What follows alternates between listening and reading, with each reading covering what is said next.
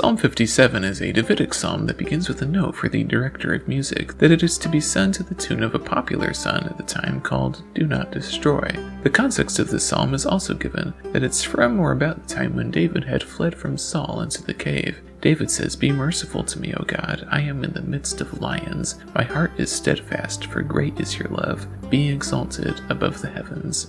Psalm 58 is also a Davidic psalm that begins with a note for the director of music that it is to be sung to the tune of a popular song of the time called Do Not Destroy. This is just like the previous song, but unlike the previous song, the context is not provided. David says, "Do you rulers judge justly?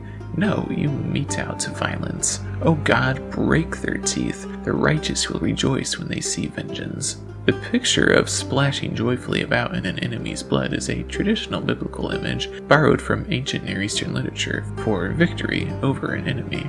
Psalm 59, just like the last two psalms, is a Davidic psalm that begins with a note for the director of music that it is to be sung to the tune of a popular song at the time called Do Not Destroy. The context of the psalm is also given, that it's from or about that time when Saul had sent men to watch David's house in order to kill him. David says, "Deliver me from my enemies, O God. Each evening they return, howling like dogs. Destroy them in wrath. You, O God, are my fortress."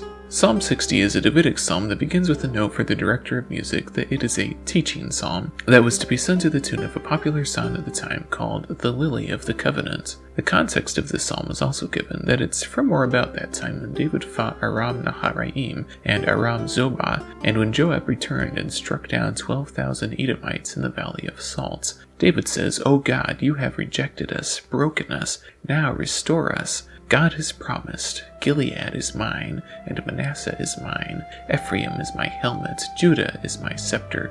O grant us help against the enemy." Half of Manasseh was established in Gilead, east of the Jordan, and half of it was west of the Jordan, just north of Ephraim. This psalm once again provides evidence that the Lord's kingdom included territory on both sides of the river. Ephraim and Judah were the two leading tribes of Israel, the one representative of the Rachel tribes, Ephraim in the north, and the other of the Leah tribes in the south. Together, they represented all Israel. Psalm 61 is a Davidic psalm that contains a note at the beginning stating that it is to be played with stringed instruments. David says, "From the ends of the earth I call to you. Hear my cry, O God. Lead me to the rock that is higher than I. Prolong the life of the king, so I will ever sing praise to your name." The phrase ends of the earth, as used here, may refer to the brink of the netherworld, the grave.